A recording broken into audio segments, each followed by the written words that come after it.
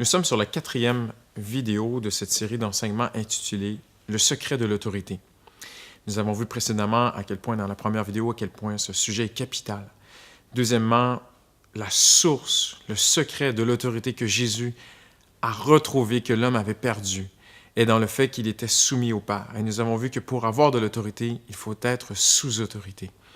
Lorsque nous sommes soumis, Dieu nous confère la victoire, la faveur et l'autorité que nous avons besoin dans tout le travail de notre vie. Dieu veut nous ramener dans cette vie de bénédiction où nous avons la victoire dans tous les combats, dans toutes les batailles que nous pouvons livrer. Comme Jésus avait la victoire sur tous les éléments, sur la maladie, sur la mort, sur les éléments de la nature, même sur la provision qu'il avait besoin, la protection de Dieu, nous pouvons le suivre et entrer dans cette vie de victoire que Jésus a pour nous. Nous avons vu aussi qu'est-ce que l'autorité n'est pas. Et nous allons voir maintenant qu'est-ce que l'autorité est. L'autorité, ce n'est surtout pas de l'autoritarisme, c'est ce qu'on a vu ensemble. Mais aujourd'hui, qu'est-ce que l'autorité est? La définition de l'autorité, c'est ceci. L'autorité est l'ascendant qui permet de se faire obéir. C'est tout simplement l'ascendant qui permet de se faire obéir. Quelqu'un qui a vraiment de l'autorité n'a pas besoin d'imposer une certaine forme d'autorité, n'a pas besoin de forcer les choses pour se faire obéir ou se faire respecter. C'est un ascendant qui nous est donné, c'est une faveur qui nous est accordée, qui nous permet de se faire obéir.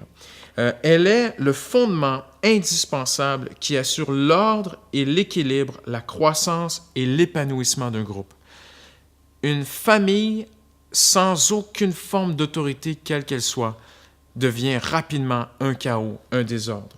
L'absence d'autorité résulte toujours en chaos et en imbroglio. L'autorité est essentielle. Les gens n'aiment pas parler de l'autorité, ils n'aiment pas ce sujet parce que souvent, ils vont marier le mot autorité avec autoritarisme. Ça évoque le souvenir des blessures du passé, mais l'autorité est une bonne chose. La vraie autorité est une bénédiction, est une aide qui vient de la part de Dieu pour exercer notre travail. Imaginez un pays sans autorité. C'est le chaos, c'est l'anarchie totale, c'est le désordre total. Nous avons besoin de l'autorité. Nous avons besoin de vivre dans cette autorité. Il y a deux sens au mot autorité. Le premier sens, dans le dictionnaire français, nous dit que l'autorité est une personne, est un être. Il y a deux sens. On peut premièrement être l'autorité ou deuxièmement avoir de l'autorité. Le premier sens du mot autorité, c'est être l'autorité. Par exemple, dans une nation, l'autorité législative, en fait, c'est la source de l'autorité elle-même. Ce sont les gens qui vont écrire, voter et appliquer les lois dans un pays. Dans un gouvernement, ça peut être les députés, les ministres. Ce sont l'autorité législative. Après, les policiers, par exemple, les gendarmes, sont ceux qui vont exercer cette autorité. Mais celui qui écrit, qui crée une loi, c'est lui qui est la source de l'autorité. C'est pour cela que Moïse n'a jamais créé ou inventé ou pensé la loi pour le peuple de Dieu. Il fallait qu'elle lui soit donnée de façon surnaturelle de la part de Dieu. Il fallait que la loi de Dieu sorte même du cœur de Dieu, parce que Dieu est la source de l'autorité.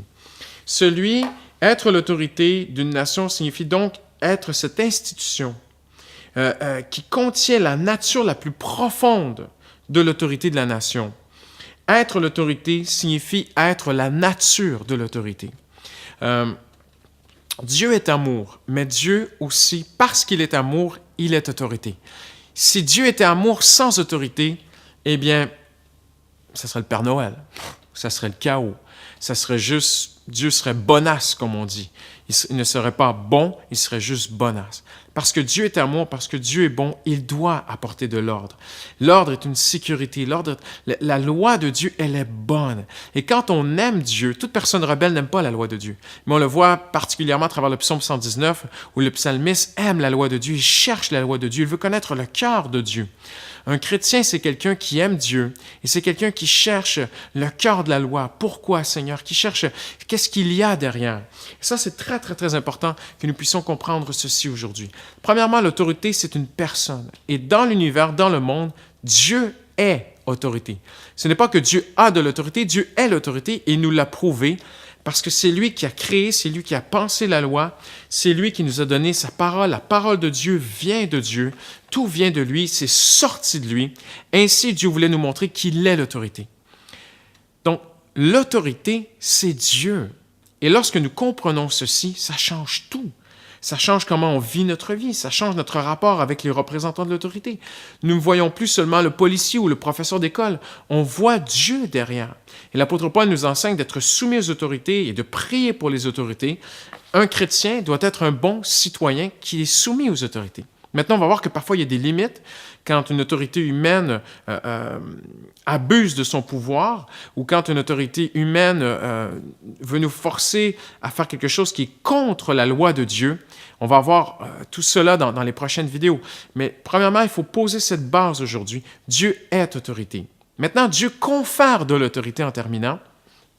Il en donne à un homme, à une femme, à un chef d'une nation.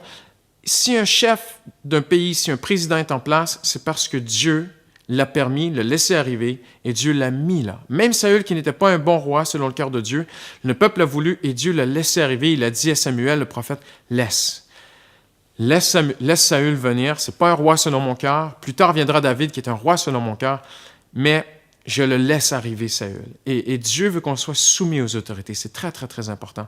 On l'a vu, pour avoir de l'autorité, il faut être soumis aux autorités. S'il y a une autorité dans votre vie aujourd'hui et que vous avez remis votre vie à Dieu, eh bien, la Bible dit « Tout concourt au bien de ceux qui aiment Dieu ».